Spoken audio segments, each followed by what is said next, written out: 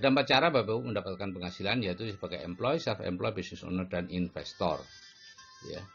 Employee itu hard work, kerja keras, ya, pegawai ya, tidak aman dan tidak punya waktu. Dan self-employed itu seperti dokter, pengacara, notaris, kemudian pemilik toko, pemilik restoran, pemilik bengkel, itu biasanya utangnya besar dan tidak punya uang, walaupun kelihatannya hidupnya mewah. Gitu ya.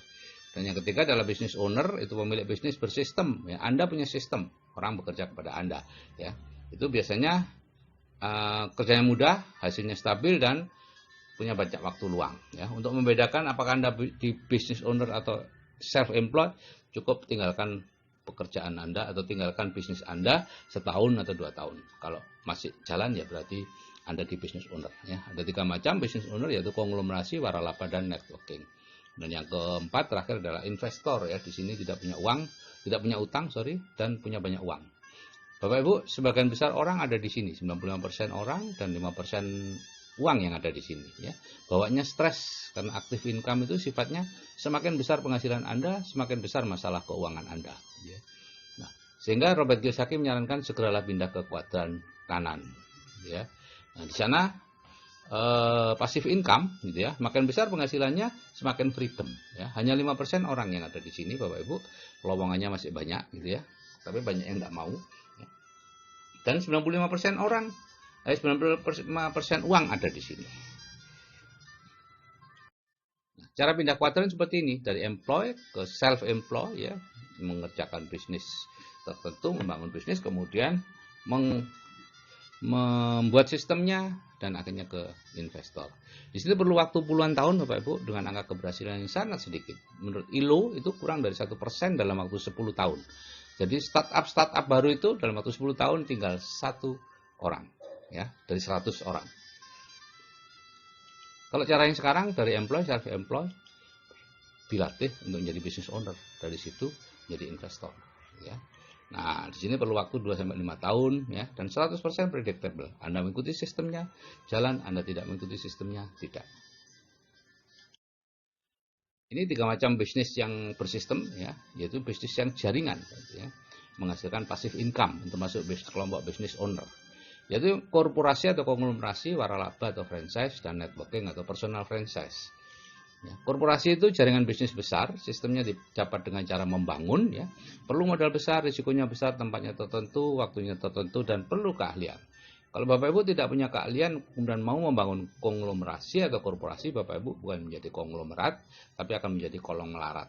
Dan banyak sekali yang bertebaran seperti itu. Ya, yang kedua adalah waralaba. Ini jaringan bisnis sejenis, ya, toko, restoran, dan lain-lain, rumah sakit, ya.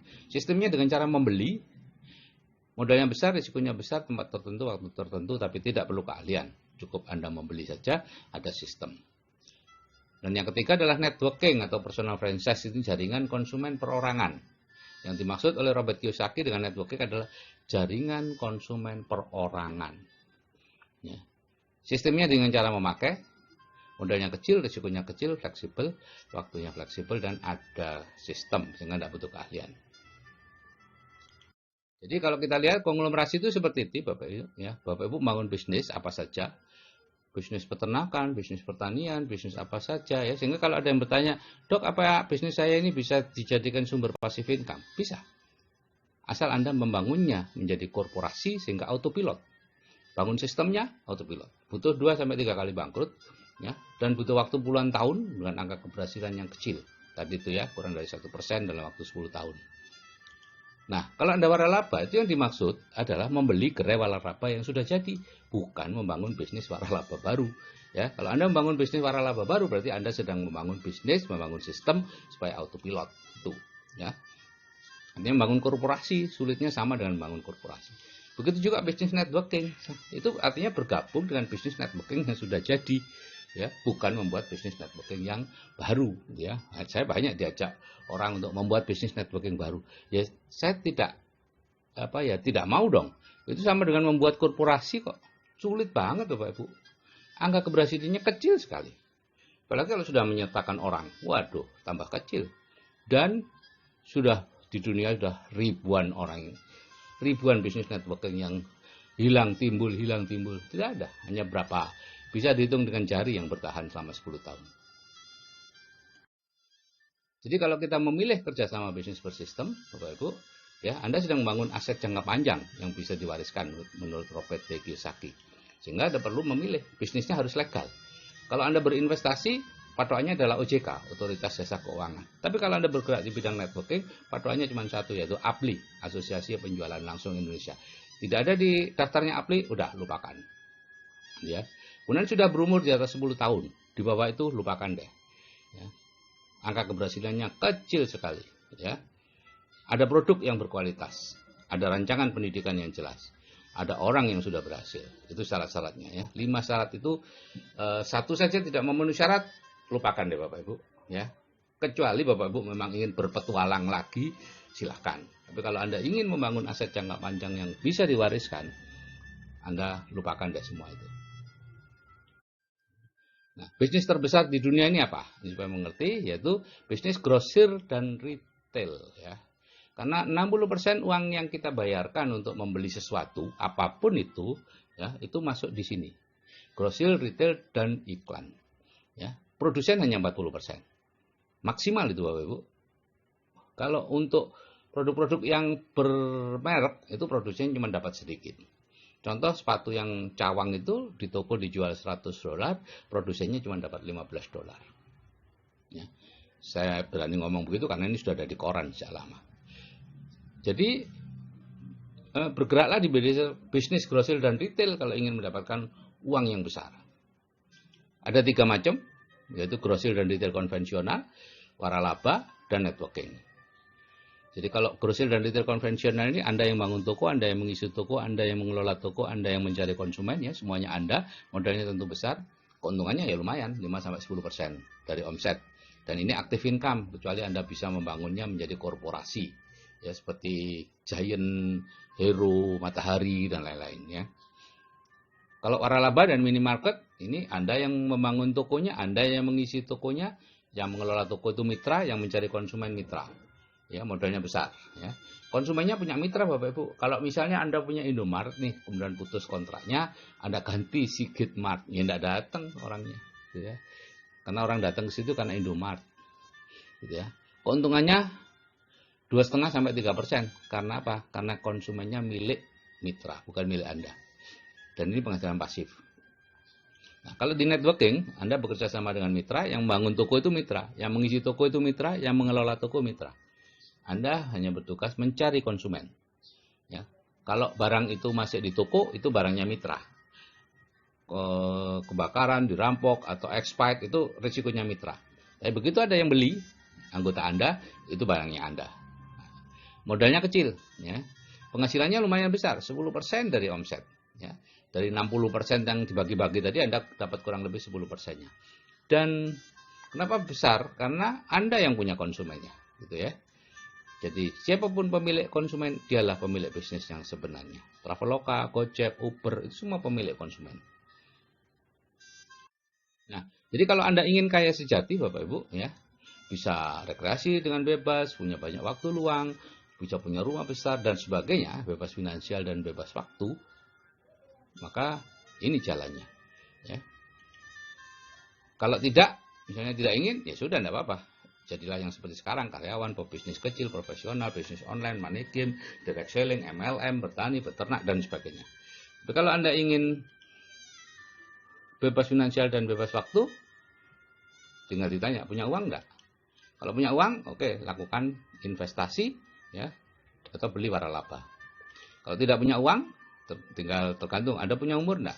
Kalau umurnya kurang dari 30 tahun, bangunlah bisnis konglomerasi, bisnis networking. Atau kalau cepat ya bisnis networking. Kalau usia Anda sudah lebih dari 30 tahun, tidak ada cara lain networking. Seperti yang dikatakan oleh Robert T. Kiyosaki.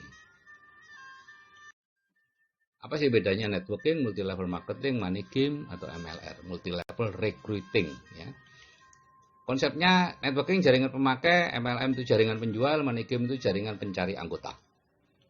Prinsipnya networking kerja dapat banyak, yang MLM kerja dapat banyak, kalau money game yang duluan dapat banyak. Karena sudah disusun terstruktur dalam bentuk piramida. Karena ini memang asalnya dari piramida skema Ponzi gitu ya, yang ilegal dimanapun gitu ya, kecuali di Indonesia. Produk networking banyak, MLM sedikit atau banyak, money game tidak, atau markup. Ya, tidak ada produk di situ. Ada produk di markup. Koin emas yang harganya sekian jadikan sekian. Kemudian manik-manik yang klinik-klinik itu untuk kalung, untuk putih ada titik-titiknya itu ya. Itu di Cina dijual 5.000, 15.000, di sini jadi jutaan Bapak Ibu ya. Jadikan multi level recruiting atau manikin. Asal bonus di sini networking penjual produk, MLM juga sama penjualan produk. Kalau di manikin anggota baru. Karena itu biaya masuknya tinggi. Kemudian ada reinvestasi lagi gitu ya. Nah, kalau sudah masuk, awalnya mungkin masuk cuma beberapa ratus ribu paket hemat. Setelah itu Anda akan ditawari, ini ada paket premium, ini ada paket emas atau paket gold atau paket apa saja terserah. Itu sudah pasti manikin Bapak Ibu. Begitu ada paket-paket reinvestasi. Karena apa? Asal bonusnya dari anggota baru. Sehingga kalau sudah mulai menurun ya anggota lama disuruh jadi anggota baru lagi. Terus menerus seperti itu. Anda sudah dapat banyak toh, ayo investasi lagi supaya dapat lebih besar lagi. Itu jargonnya gitu ya. Tutup poin tidak ada di networking, di MLM ada karena produknya sedikit sehingga perlu dijual terus. Karena itu harus beli terus. Kalau di networking tanpa tutup poin pun orang akan beli terus karena pemakai. Stokis juga begitu, networking tidak ada stokis, di MLM ada stokis. Manikin ya enggak tahu saya. Kalau penghasilan, networking pasif penghasilannya. Kalau MLM dikatakan pasif sih, tapi sebetulnya karena ada tutup poin, ada stokis, jadinya ya aktif. Karena harus nungguin terus tuh bisnisnya. Manikin sudah pasti aktif. Mengapa sih kita tidak menyukai MLM atau networking, tapi lebih menyukai money game dan MLR? Ya? Karena MLM dan networking itu berlawanan sekali dengan program bawah sadar kita, Bapak Ibu ya. Penghasilannya di MLM dan networking itu sangat besar. Majalah Forbes tahun 2010 mengatakan 20% penghasilan miliarder di Amerika itu asalnya dari bisnis networking dan MLM yang mereka ikuti. 20%, Bapak Ibu, besar banget itu. Sedangkan bawah sadar kita plafon rezekinya rendah. Sehingga takut Bapak Ibu. Ya.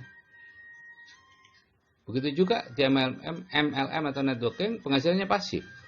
Sedangkan bawah sadar kita penghasilan aktif yang diutamakan, yaitu bekerja mencari uang. Semakin keras bekerjanya, semakin banyak, semakin mulia Anda. Maka untuk bisa bekerja keras, Anda harus dibuat tidak punya uang terus. Begitu ada uang sedikit aja, Anda sudah bingung untuk pakainya. Ya.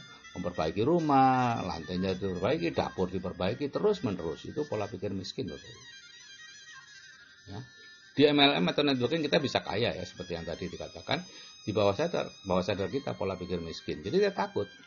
Begitu juga di MLM atau networking kita bisa freedom, bisa pensiun, menikmati hidup. Di bawah sadar takut pensiun. Orang harus terus bekerja. Ya. Dari tentara, bekerja jadi satpam, setelah pensiun ke pertanian. Seorang pejabat tinggi, dirjen atau apa, ya, setelah pensiun, takut pensiun Bapak Ibu. Selama jadi dirjen penghasilannya 40-50 juta, pensiun 4 juta. Makanya harus terus bekerja lagi atau stroke. Sedangkan di networking orang bisa freedom, bisa pensiun. Takut. Ya. Jadi yang ini cocok dengan money game. Bawah sadar kita itu memang cocoknya dengan money game, cocoknya dengan multi level recruiting karena itu yang berbondong-bondong ya, uang besar. Oke Bapak Ibu, itu yang bisa saya sampaikan.